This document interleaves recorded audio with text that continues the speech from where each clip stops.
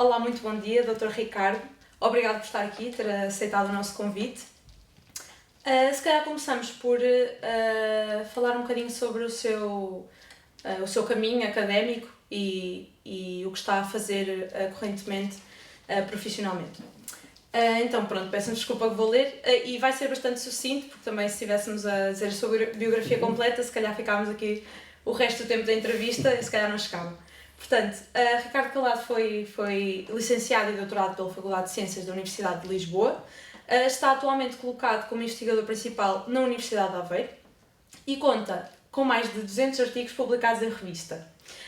Os seus interesses recaem sobre a bioeconomia azul, a produção marinha e a sustentabilidade na aquacultura. Tendo saído até há relativamente pouco tempo um artigo nas notícias da Universidade de Aveiro sobre um projeto piloto pelo qual é responsável sobre a aquacultura modular multitrófica. Pronto, posto isto e as informações que acabei de dar, que motivos é que o levaram a seguir este caminho? O que faz atualmente? Bom, isto foi, como tudo, antes de mais, muito obrigado pelo convite, é um prazer estar aqui. Como em muitas coisas da nossa vida, foram uma série de coincidências que me trouxeram até aqui. A primeira de todas foi sempre ter vivido ao pé do mar. Eu sou de Cascais, sempre cresci ao pé da praia e quando passava ao pé de uma fortaleza e via lá escrito Laboratório Marítimo da Guia, dizia em tom de brincadeira que gostava de trabalhar ali, mal eu sabia que um dia faria lá o meu estágio de licenciatura e o meu doutoramento. O que é que me trouxe para a Biologia? Para abreviar um pouco a história, no 12º ano tinha uma colega minha moçambicana, o pai tinha uma exploração de camarões em Moçambique e em brincadeira dizíamos que íamos os dois para a Biologia para ir fazer a aquacultura de camarões. Eu fui para a Biologia estudar a aquacultura de camarões e ela tornou-se modelo e não foi para a Biologia. Portanto, foi uma série de coincidências que me trouxe por este caminho. Fiz o meu percurso académico em Lisboa, no Laboratório Marítimo da Guia, que é uma instituição pela qual eu tenho um carinho especial, ainda tenho lá muitos bons amigos. Depois fiz um pós-doc na Universidade do Algarve, ligado ao CCMAR, e também estive ligado à criação da primeira empresa portuguesa que produzia espécies marinhas ornamentais em cativeiro, a Lusorrif. Mais uma vez também uma parceria com um colega meu que hoje em dia é o CEO da Tropical Marine Center, que é a maior empresa europeia de exportação e importação de espécies marinhas ornamentais. Eu decidi voltar à academia porque percebi que me aborrecia muito fazer coisas que já sabia fazer. E nós na academia temos este desafio de sermos pagos para aprendermos a fazer coisas que não sabemos. E de facto, desde 2008, desde janeiro de 2008 que estou em Aveiro, eu nem sequer conhecia a cidade, quando surgiu a oportunidade de ingressar aqui ao abrigo de um programa da FCT para a contratação de investigadores. E aqui estou e nunca tive tanto tempo na mesma academia como esta, que agora também é a minha casa, e de facto foi a melhor escolha que eu podia ter feito para a minha carreira académica. Parece que as coisas estavam um bocadinho destinadas a ser. Sim. Parece que tinha que ser assim. Pronto, muito bem. Para além do projeto que mencionei na introdução, que projetos é que neste momento está a desenvolver? Nós temos vários projetos em curso, quase todos eles estão numa fase de finalização. O próprio Aquamin, digamos que ele tem mais 6 meses, porque foi prorrogado por causa de todas estas questões da pandemia, mas no fundo agora é a validação do sistema, digamos assim, que vai ser feito até ao final do ano. E depois temos ali uma infraestrutura no Ecomar, que vai ficar à disponibilidade da comunidade académica e também dos próprias empresas do setor que queiram desenvolver projetos em parceria. Já temos algumas interessadas. Precisamente para estas questões da aquacultura multitrófica, da aquacultura modular, recircular a água com 0% de troca de água pelas questões de biossegurança, um pouco o conceito do Grow Fish Anywhere, porque nós podemos montar estes sistemas modulares onde quisermos. E de facto é um projeto que me deu muito gozo, também me ensinou muita coisa, porque estes projetos grandes obrigam-nos a aprender uma série de ferramentas de gestão e de aquisição de equipamentos. Nós temos que seguir uma série de regras muito apertadas e para nós que somos biólogos nem sempre é fácil termos esta sensibilidade para o tema, vamos ter que a ganhar ao longo da nossa vida. Temos também um outro projeto muito interessante, que é o projeto Tracy Food. Esse é um projeto financiado pela FCT, o Aquamin, que é esta aquacultura multitrófica, é financiado pelo Mar 2020. O projeto Tracy Food, basicamente, o que nós fazemos é desenvolver ferramentas e validar ferramentas para a rastreabilidade da origem geográfica dos produtos marinhos. Se nós pensarmos, todos nós sabemos que os ovos moles de Aveiro têm que ser feitos em Aveiro de uma determinada maneira para serem chamados assim, o vinho do Porto tem que ser produzido naquela zona, daquela maneira, mas quando nós, o queijo da Serra da Estrela, mas quando olhamos para o mar, essa questão da diferenciação dos produtos para lhes agregar valor ainda não existe. E uma das lacunas que há é, efetivamente, depois as ferramentas para validar se aqueles produtos são mesmo dali ou se são de outro local qualquer. Também há muita necessidade de desenvolver estas ferramentas para o combate à fraude e à pesca ilegal. O caso mais mediático tem que ver, talvez, com a apanha da ameijoa ilegal no Tejo, e nós estamos a colaborar com as autoridades para desmontar uma série de redes de tráfico, que é disso que se trata, de ameijoa, apanhada de forma ilegal no Tejo, a apanha ilegal da enguia de vidro, no Meixão também, a apanha ilegal de cavalos marinhos na Ria Formosa. Enfim, temos estado a trabalhar com colegas e com as autoridades para que, com as nossas ferramentas, possamos contribuir para o combate a estas questões. De facto, por um lado, a valorização, ao agregar valor ao produto através da diferenciação da origem, e, por outro lado, o combate à pesca ilegal e à fraude. Temos depois muitíssimos outros projetos também em curso, nos quais eu estou diretamente ligado como membro da equipa. Um dos mais exóticos, que decorre também no Ecomar, é a produção de mosca soldado negro para fazer farinha de inseto para incorporar em rações e utilizar os subprodutos ou coprodutos do processamento do pescado. Nós temos aqui uma região onde temos as fábricas do bacalhau, as fábricas de processamento de pescado, então é gerado uma série de subprodutos que hoje em dia não podem ser mais considerados como resíduos no âmbito da bioeconomia, da economia circular, e, portanto, é desenvolver estratégias para a valorização desses coprodutos. A questão das macroalgas e também das microalgas, temos um projeto, o Omics for Algae, que é coordenado por uma colega da Química, a professora Rosário Domingos, que de facto também é muito interessante porque é o aperfeiçoar de ferramentas ligadas às ómicas para agregar valor às macroalgas, que cada vez estão mais presentes na nossa alimentação. E, enfim, há muitos outros projetos também, a produção... Precisávamos de mais 3 ou 4 plantas entrevistas. halófitas também, em aquaponia, ou seja, a produção de plantas como a salicónia sem recorrer a sol. Enfim, a recuperação do moliço, também temos projetos em curso, não é, sobre essa temática. Há muitas questões muito interessantes e, de facto, a Universidade de Aveiro é um ecossistema muito rico, e qualquer aluno que venha para aqui tem a possibilidade de trabalhar com equipas muito boas naquilo que fazem e que não ficam nada atrás do que melhor se faz, não só em Portugal, mas na Europa e no mundo. Muito bem, muito bem. E então, nesse seguimento, que projetos, dentro dos que está diretamente envolvido, que acha que seriam adequados para alunos que estão a procurar um tema para pesquisa, ou, por exemplo, alunos que estão a procurar temas para dissertações ou para teses, sendo que estes vão sempre estar aliados a uma complexidade um pouco maior? O grande desafio sempre é a janela temporal que os alunos têm disponíveis, e aí cabe sempre aos orientadores terem o bom senso de não proporem missões impossíveis aos alunos, claro. Não é? Porque, de facto, isso implica sempre depois o atraso da vida académica do aluno enfim, e acho que são situações de todo a evitar. Nós, por exemplo, com a questão da pandemia, tivemos a sorte da maior parte dos alunos conseguirem acabar os seus trabalhos no tempo que era previsto, porque nós no Ecomar, por exemplo, efetivamente nunca fechamos, porque costumo brincar a dizer que os peixinhos ainda não sabem abrir o frigorífico para ir buscar a comida, não é? Isto para já não falar dos nossos colegas do lado de recuperação, então continuaram a ter animais para recuperar, e, portanto, este tipo de trabalho que envolve os animais vivos, exige sempre muita dedicação por parte de quem o faz. E não para, exatamente. Os animais não querem saber se é Natal, se é o nosso dia de anos, se é o dia de anos do namorado ou da namorada, portanto, dos filhos. E, portanto, é preciso haver também uma predisposição para trabalhar nestas temáticas. Agora, há sempre um tema disponível com graus de risco diferentes, digamos assim, que os alunos podem fazer no âmbito dos projetos que temos em curso. Nós temos muitas amostras já recolhidas e semi-analisadas que os alunos podem pegar num conjunto de dados e trabalhá-los a partir daí. Podem, se tiverem mais tempo, envolver-se na própria recolha das amostras e no seu processamento, ou simplesmente acompanhar os trabalhos de rotina que nós fazemos para ficar a conhecer os processos. Ainda agora, recentemente, tivemos alguns alunos que estiveram a acompanhar os nossos trabalhos da manutenção de um dos nossos cartões de visita no Ecomar, que é o nosso aquário de Recife, a perceber como é que funciona o seu sistema de suporte de vida, quais é que são as tarefas que têm que ser feitas diariamente, semanalmente, mensalmente, as mudanças de água, as medições, a alimentação dos animais, e tudo isso depois pode ser sintetizado num relatório, por exemplo, no âmbito de uma pesquisa ou de um projeto. Se for para uma tese de mestrado, o trabalho já será um pouco mais complexo, e depois nas teses de doutoramento aí temos mais tempo para haver um maior grau de risco, e um risco sempre calculado também, não é? Porque 4 anos parece que é muito tempo, mas passa a correr. Sim. E, portanto, acho que é muito importante haver este bom senso por parte, sobretudo, da equipa de orientação, que é para isso que lá está. E, costumo brincar com os alunos e dizer, se fosse para assinar papéis, as senhoras da secretaria eram os vossos orientadores, não é? Porque de facto são elas que percebem dos papéis, efetivamente. É mais do que papéis. Portanto, há um compromisso, que tem que ser um compromisso recíproco. Eu acho que o grau de compromisso do aluno tem que ser proporcional ao grau de compromisso do supervisor e vice-versa.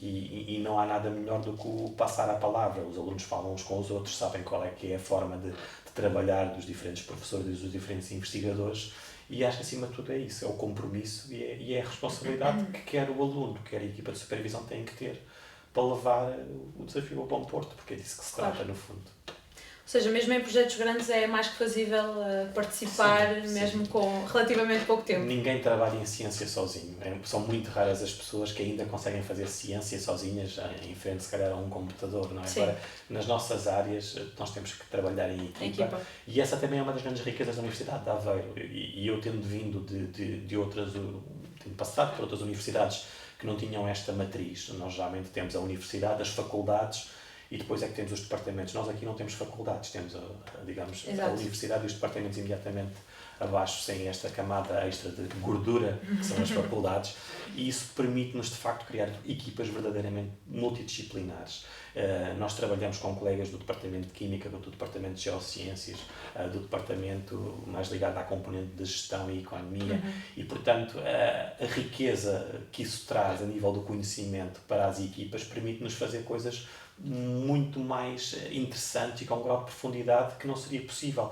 As próprias ciências sociais, que hoje em dia são tão importantes, depois temos os colegas da eletrónica, que nos permitem fazer coisas que para nós biólogos parecem quase ficção científica, não é? E que para eles são quase uma brincadeira.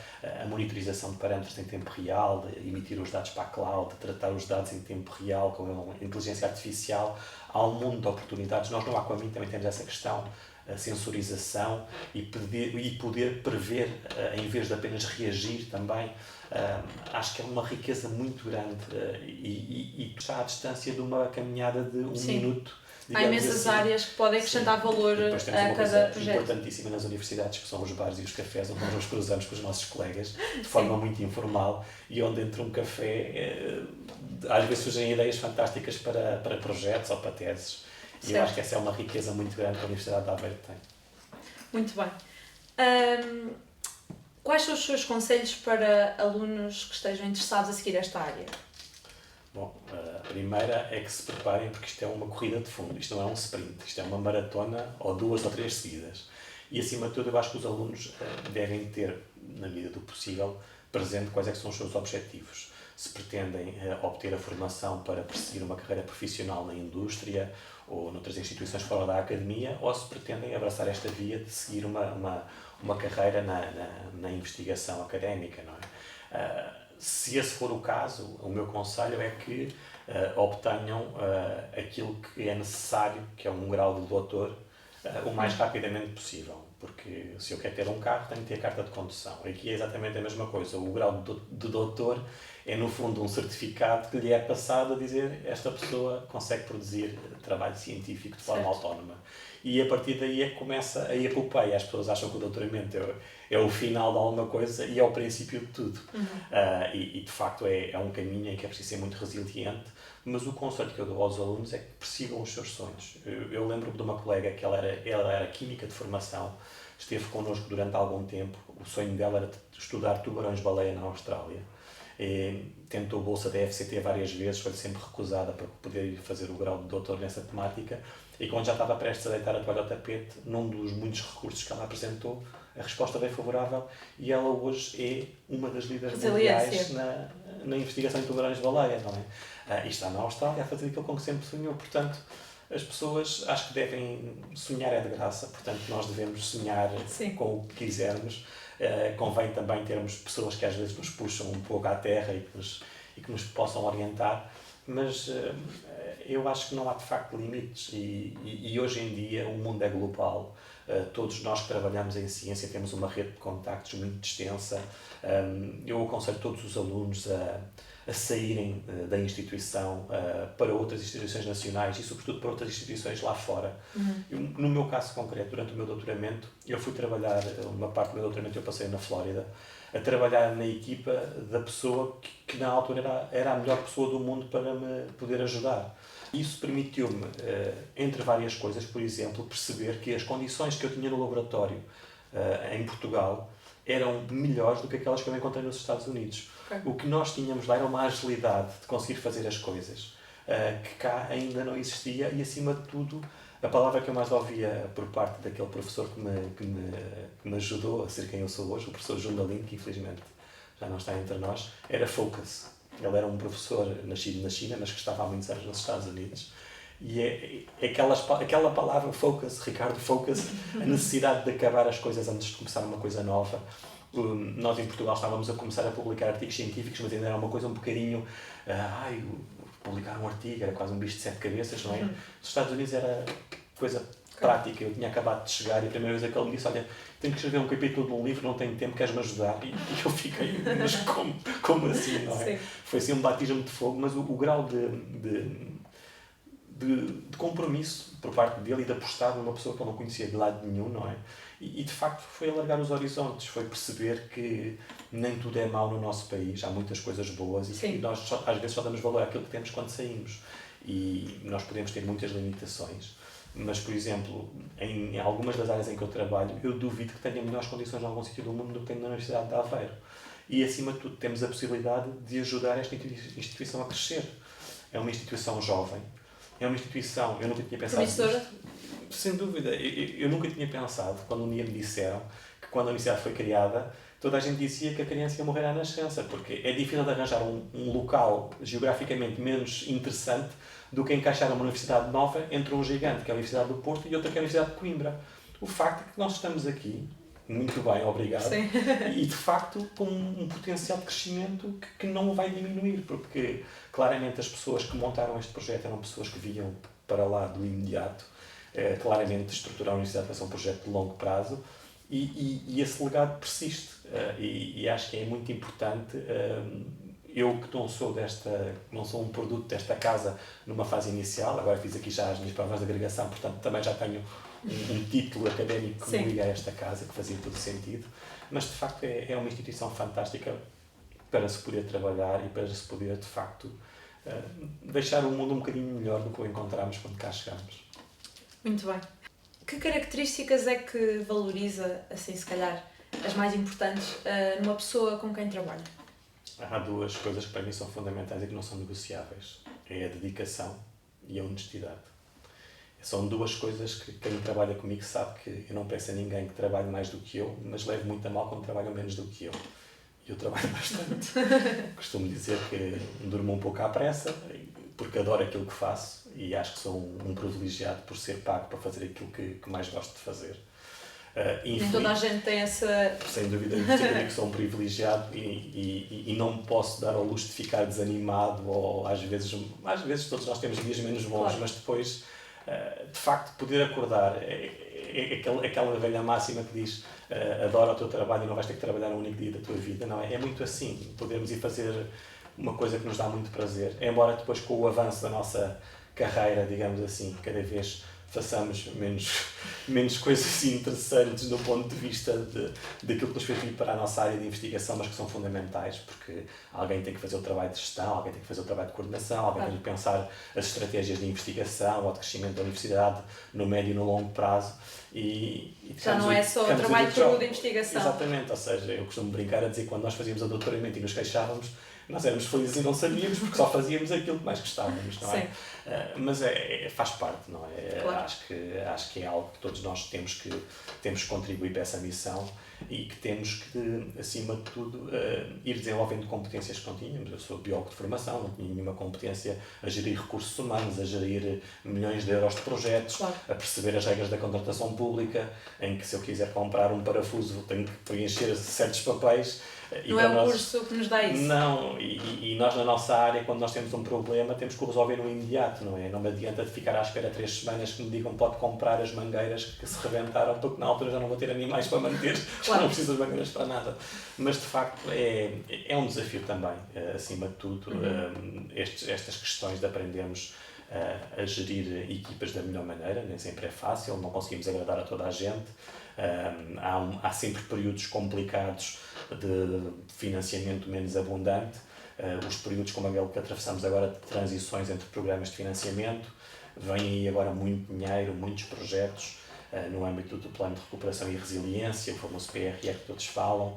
A área do mar é uma das áreas contempladas, nós na Universidade de Aveiro estamos envolvidos no definir das estratégias, das novas infraestruturas que vão ser construídas.